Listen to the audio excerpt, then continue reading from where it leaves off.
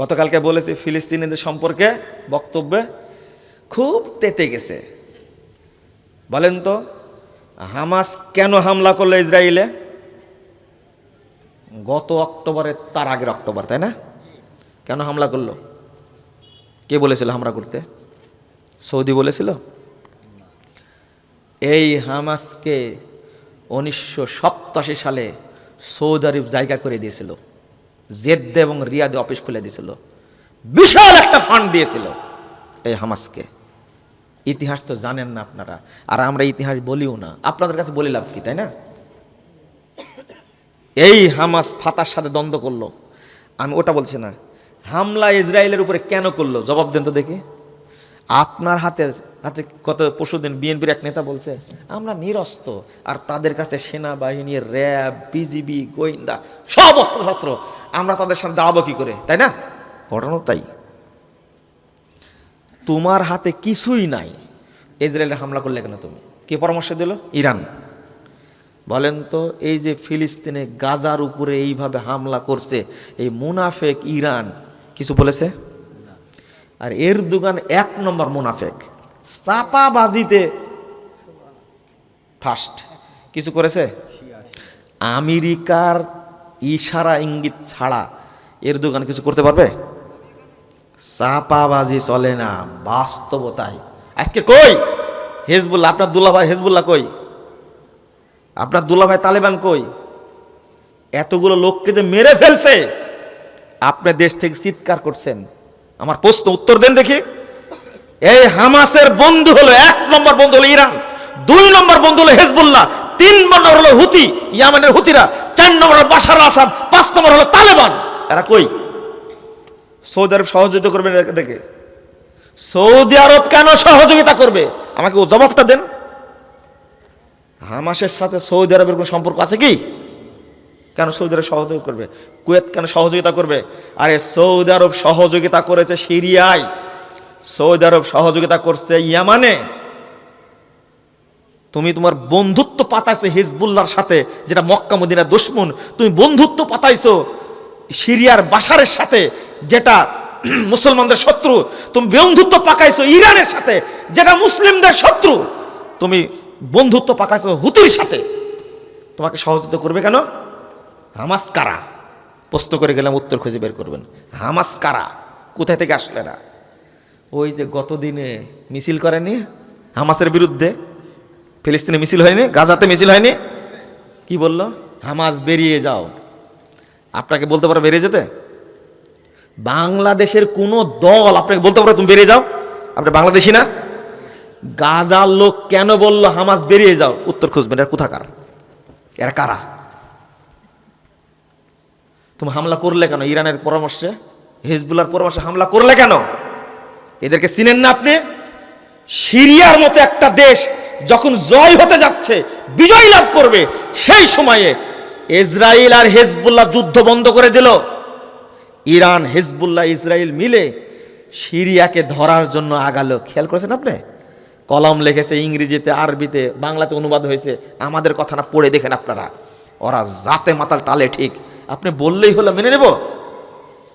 আপনি তালেবানকে জামাই মনে করতে পারবেন, আপনি তালেবানকে দুলাভাই মনে করতে পারেন, আমি পারি না মনে করতে। আমি তাদেরকে চিনি, আমি তাদেরকে বুঝি। আপনি সিলের মতো চিল্লালেই হবে?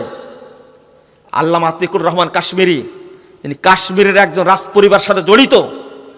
তিনি এসেছিলেন এই দারুল হুদায়, বক্তব্য কেউ কেউ শুনেছেন, গেছিলেন মনে হয়। আল্লামা আতিকুর রহমান কাশ্মীরি পরের দিনে নরসিংদী গেলেন, যাওয়ার পরে তালেবানদের সম্পর্কে স্পষ্ট বলে গেছেন। তালেবানরা কারা?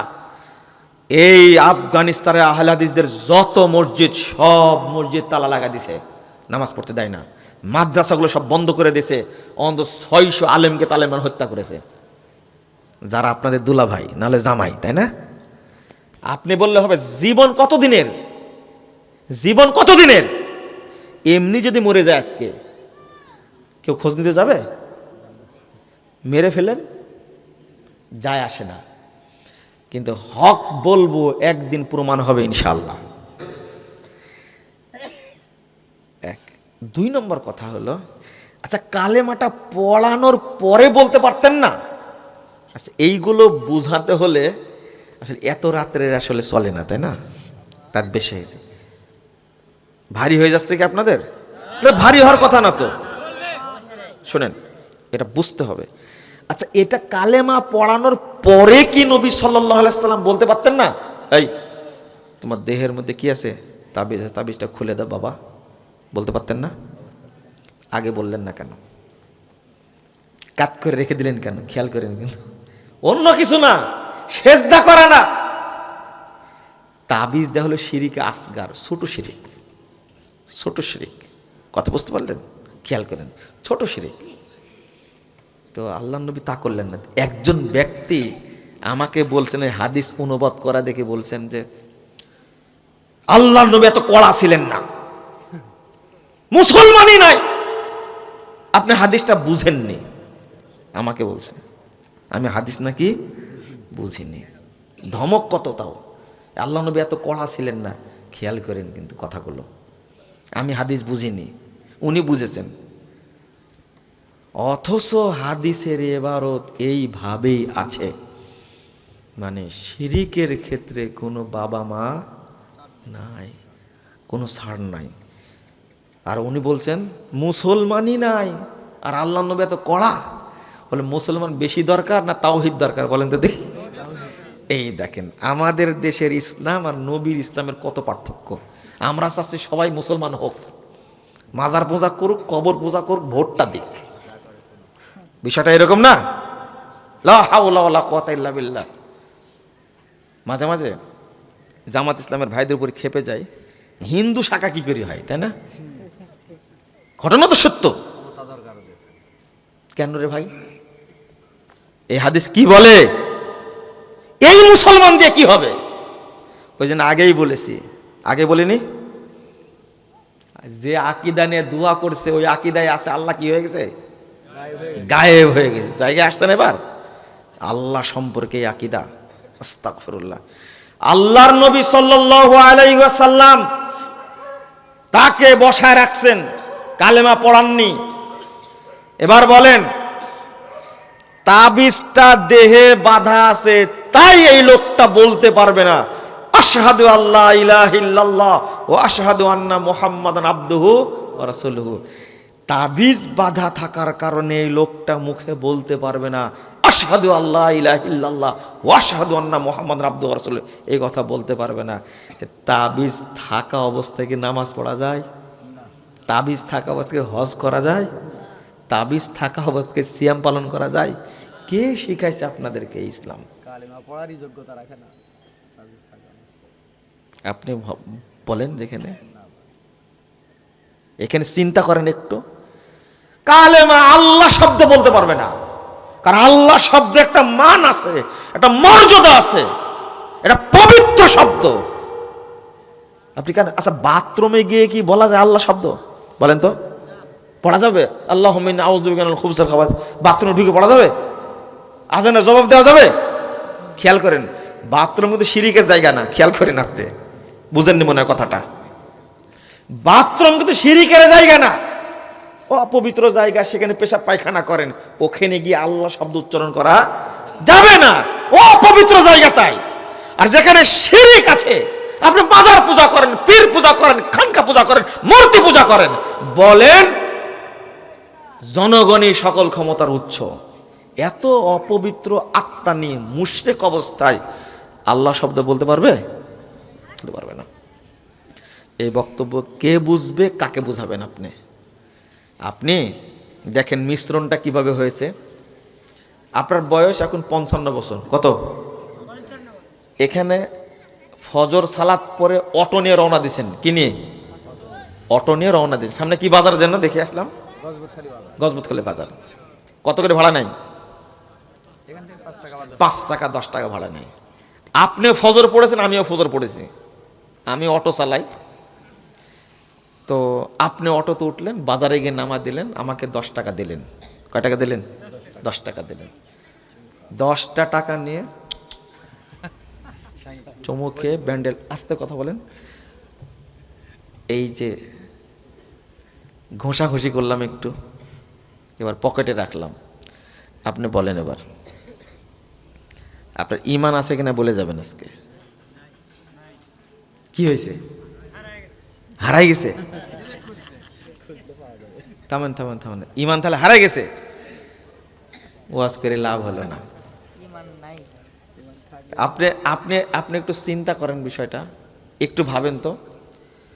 আচ্ছা, যে লোকটা কোনোদিন অজুই করেনি তার অজু ভাঙবে? হ্যাঁ, হাসছেন কেন? বুঝেন আগে ভালো করে। যে কোনোদিন অজুই করেনি তার অজু ভাঙার সম্ভাবনা আছে? হাসেন না কিন্তু, বুঝেন। যার মধ্যে কোনোদিন ইমান ঢুকেইনি তো ভাঙলো কখন? যার ভিতরে এই আকিদাটা আছে, এইটা হলো সাইদ বৌনি। এটা কি আপনার কি বলেন? সাইদ বলেন না? এই টাকাটাই হলো বরকতের টাকা। এইটা যদি আপনি মনে করেন, এটা আপনার আকিদা না? আগে বুঝাতে ভুল গেছে। আপনার দেহে তাবিজ আছে, আপনি কি মুশরিক, তাই না? আপনি কি মুশরিক? আপনার বিশ্বাস আছে যে তাবিজ দিলে ভূতে ধরে না, তাই না? তাবিজ দিলে কি ভূতে ধরে না? আমার গায়ে তাবিজ নাই, খেয়াল করেন, আমার গায়ে কি নাই? তাবিজ নাই, কিন্তু আমার ভিতরে বিশ্বাস আছে তাবিজ দিলে দাঁতের ব্যথা ভালো হয়ে যায়। বলেন যে আমার ইমান আছে কিনা? খেয়াল করেন, খেয়াল করেন ভাষাটা। আপনার দেহে তাবিজ আছে, ওটা ফায়সালা হয়ে গেছে, তাই না? আপনি শিরিক করছেন। কিন্তু আমার দেহে তাবিজ নাই, কিন্তু আমার ভিতরে বিশ্বাস আছে তাবিজ দিলে কি কাজ হয়, দাঁতের ব্যথা ভালো হয়, ভূতে ধরে না, জিন ধরে না, এই বিশ্বাসটা আছে। এবার বলেন তো আমার ইমান আছে কিনা? আচ্ছা, যদি এই বিশ্বাস থাকে তাহলে আমার ভিতরে কোনোদিন ইমান গেছিল না? তাহলে আমি তো অজুই করিনি, তাই না? মানে আমার ভিতরে তো ইমান আসেনি, ইমান গেল কি করে? এই জন্য মানুষ ওয়াজ করে ইমান ভঙ্গের কারণ, আর আমি বক্তব্য দিই ইমান আছে কিনা। কারণ ইমান না থাকলে ভাঙবে কি করে? আগে তো অজু করানো লাগবে। লা হাওলা ওয়ালা কুওয়াতা ইল্লা বিল্লাহ। অবস্থাটাই না, আপনার বাপ মারা গেছে, আপনার মা মারা গেছে, গোসল দিতে গিয়ে দেখছেন এখানে একটা তাবিজ, কোমরে তাবিজ। খেয়াল করেন তো, আপনার বাপ মারা গেল, ধুতে গিয়ে দেখছেন, গোসল দিতে গিয়ে দেখছেন তাবিজ, হুকুম কি বলেন তো? এখন কি করবেন? এই লোকটা কি মুমিন অবস্থায় গেছে? কিন্তু হজ করেছে, 2 বার উমরা করেছে, করেনি? লাভ হয়েছে? না না, ইমানই ভিতরে যায়নি, হজ করে কি করবে? ওমা ইউমিনু আকসারুহুম বিল্লাহ ইল্লা ওয়া হুম মুশরিকুন। ইমান এনেছে, নামাজ পড়ে, হজ করে, কিন্তু মুশরিক। লা ইলাহা ইল্লাল্লাহ। আপনাদেরকে কিভাবে বুঝালে বুঝবেন? আপনি সারের দোকানদার, কিসের দোকানদার? সারের দোকানদার। আমি কাল সকালে সার কিনতে যাব, কিন্তু অত সকালে তো আর ব্যাংক খুলেনি, টাকা নাই। আমি বলছি আপনার কাছে, ভাই 2 মণ সার দেন, 2 বস্তা সার দেন, 10টার দিকে টাকা দিয়ে দেব। প্রথম কাস্টমার আমি, দিবেন আপনি? নওগাঁতে কেউ নাই, নওগাঁতে এরকম দোকানদার নাই, দিবে? ও বলবে কি জানেন? এই লোকটা পরিচিত মানুষ, এখনই আইছে। ওর বিশ্বাস যে বাকি যদি প্রথম দেওয়া যায় তাহলে সারাদিন বাকি যাবে, তাই না? বলেন তো এই লোকটা মুমিন না মুশরিক? হাজী সাহেব লাভ নাই, হজ চলেনি। এই বিশ্বাস আপনার ভিতরে আছে, এই বিশ্বাস কি আছে? আপনার ভিতরে আছে না? কে বুঝবে কথাগুলো? কে বুঝবে কথাগুলো? লা ইলাহা ইল্লাল্লাহ। আপনি বিশ্বাস করেন কি করে? এক, আচ্ছা ঠিক আছে দিলেন না, কিন্তু আপনি দিলেন। মুজাফফর বিন মোহসেন সার কিনতে আসছে, পরিচিত মানুষ, দিই, যা হয় হবে। গতকাল বিক্রি হয়েছিল 10,000 টাকা, আজকে দোকানে প্রথম বাকি দেওয়ার পরও বিক্রি হয়েছে 50,000 টাকা। কত? এই থামেন, সুবহানাল্লাহ। 50,000 টাকা বিক্রি হয়েছে, গতকাল বিক্রি হয়েছে কত? 10,000, 8,000 টাকা। আর আজকে বিক্রি হয়েছে বাকি দেওয়ার পরে কত? 50,000। এখন সন্ধ্যায় ক্যাশ গুনে বলছে যে এই লোকটা বাকি না নিলে হয়তো 1 লাখ পার হয়ে যেত। কত বড় নিমুখ খারাপ চিন্তা করেন। এটা হলো আপনার ইমান। আমি কি ভুল বললাম? এটাই বলি। যদি চিন্তা করতো এই লোকটা, এই আব্দুর রাজ্জাক সাহেব আসছিলেন, এই লোকটা মনে হয় পরহেজগার মানুষ, বাকি দেওয়ার পরেও এত বিক্রি হলো কেন? মনে হয় আল্লাহ বরকত দিছে। এটা হলো মুমিনের অন্তর, তাই না? কিন্তু হারাম করতো, এই বিশ্বাস জীবনে করবে? ওর টার্গেট হলো কি, এই বাকিটা না দিলে আজকে 1 লাখ পার হয়ে যেত। বুঝেননি কথা? এই হলো আপনার অন্তর। এটা কি মুমিনের অন্তর না মুশরিকের অন্তর? ও আল্লাহর বরকতকে পছন্দ। আপনার গ্রামে অনেক বরকতপূর্ণ লোকও আছে, কিন্তু কোনো লোক গেছে, ভালো মানুষ গেছে, আপনি তাকে বাকি দিয়ে দিয়েছেন। অনেক লোক আছে যে তারা চায় যে উনি যেন আমার দোকান থেকে মাল কিনে। অনেক লোক আছে, কিন্তু দোকানদার আছে না, ওই লোকটা আমার দোকান থেকে মাল কিনলে ভালো, ওকে কম দামে দিবে। ওদের মাথায় একটা টার্গেট আছে, লোকটা মনে হয় ভালো, আমার দোকান থেকে মাল কিনলে আল্লাহ বরকত দান করে। এরকম বহু লোক আছে, কিন্তু বরকত হয়। কিন্তু ও তো মুমিন না, ও কি, ওর ইমানই নাই ভিতরে, এজন্য উল্টা বিশ্বাস তার। এই ইমান নিয়ে যদি আপনি 5,000 বছর 10,000 বছর ইবাদত করেন, আল্লাহর কাছে যাবে? কারণ ভিতরে কি নাই? বলেন তো, ভিতরে কি নাই? ইমানই নাই, ঢুকেই নি, ও বাড়ির উপর দিয়েও যায়নি ইমান ওর। কিন্তু নামাজ পড়ে, তাহাজ্জুদ পড়ে। আল্লাহ যেন আমাদের বুঝার তৌফিক দান করে। কিছু তিতু কথা বললাম, হয়তো রাগ টাগ করলেন, মাফ করে দিন, তো বুঝবেন এইটা হলো। এখন আপনি প্রশ্ন করবেন একটা, কি বললেন? আমি হলাম মসজিদের সভাপতি, মসজিদে ছাদ তৈরি করে দিছি, জমিটা আমার বাপের দেওয়া, হজ করেছি 5 বার, আমি মাজারে গরু দিই, তাই আমি মুশরিক? জি, আপনি খাঁটি মুশরিক। মানে বেদিন যারা, তাদের চেয়ে বড় কাফের আপনি। আপনি মুরতাদ। আপনি কি? মুরতাদ, বড় কাফের আপনি। আপনি বুঝেননি মানে? শোনেন, মসজিদের মুতল্লি হয়ে এত দাপট আপনার ভেতরে, তাই না? এত অহংকার, হজ করেছেন 5 বার, তাই এত অহংকার। কিন্তু আব্দুল মুত্তালেব নাম শুনেছেন? কোথাকার মুতল্লি? কাবার মুতল্লি। বাবা, এত দাপট। হজ কয়বার করেছে? হজ কয়বার করেছে আব্দুল মুত্তালেব? প্রতি বছর হজ করতো, সারা পৃথিবী থেকে যত মানুষ যেত হজে, ফ্রি খাওয়াতো, কাবা ঘর পবিত্র রাখতো, তফ করতো, ছাপা মারা সাই করতো। যখন আব্রাহা ভাঙতে গেল কাবা, আব্রাহার লোকেরা আব্দুল মুত্তালেবের উটগুলো নিয়ে পালাই গেছে। আব্রাহার কাছে গিয়ে বলছে, আব্রাহা শোনো, তোমার লোকেরা আমার উট চুরি করেছে, উটগুলো দিয়ে দাও। আব্রাহা বলছে, আমি শুনেছি তুমি কুরাইশ বংশের নেতা, কাবার মুতল্লি, আমি আসছি বিশাল বাহিনী নিয়ে কাবা ভাঙতে, আর তুমি আসছো তোমার উটের খোঁজে? তুমি তো স্বার্থপর একটা। তখন আব্দুল মুত্তালেব বলেছিল কি জানেন? যে উটের মালিক আমি, কাবার মালিক আল্লাহ, আমার ঠেকা পড়েনি, আমার উট দিয়ে দাও, ওই কাবার মালিক আল্লাহ বুঝবে। কি ঠিক হয়েছে কথা? আপনার চেয়ে বড় মুসলিমকে হিসাবে হিসাবে, তাই না? হজ করতো, উমরা করতো, ছাপা মারা সাই করতো, তফ করতো, তার নিয়ত কত পবিত্র ছিল। তফ করছে, জামা কাপড় সব কিছু ফেলে রেখে উলঙ্গ হয়ে, ভয় যদি থাকে কাপড়ে অপবিত্রতা। কাবা ঘরকে এত সম্মান দিয়েছে যে ন্যাংটা হ্যাঁ তফ করেছে। বুঝেন মনে কথাটা? কারণ কাপড় চোপড় হারাম থাকতে পারে, একবার পবিত্র হয়ে শরীরে কিচ্ছু নাই, কাবা ঘর তওয়াফ করছে, কত সম্মান দিয়েছে কাবাকে। চিন্তা করছেন আপনি? বলেন তো আব্দুল মুত্তালিব আছে কোথায়? বলেন, জাহান্নামে না? আবু তালেব কোথায় আছে?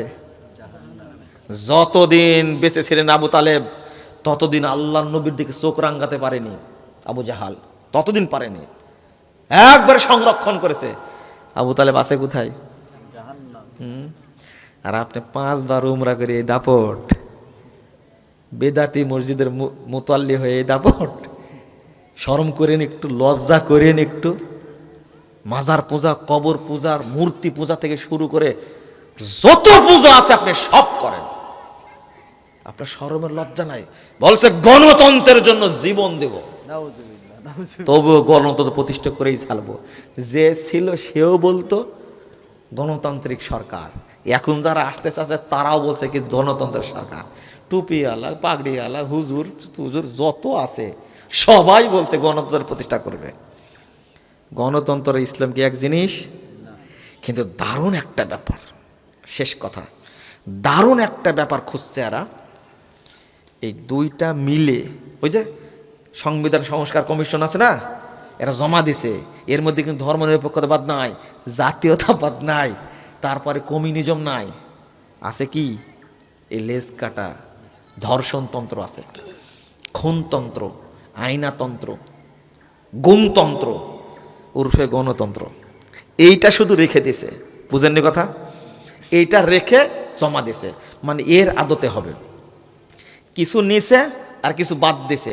হুজুরেরা যেন খুশি থাকে, সাধারণ মানুষের যেন খুশি থাকে, ঈদও চলবে, পহেলা বৈশাখও চলবে, বুঝেননি কথা?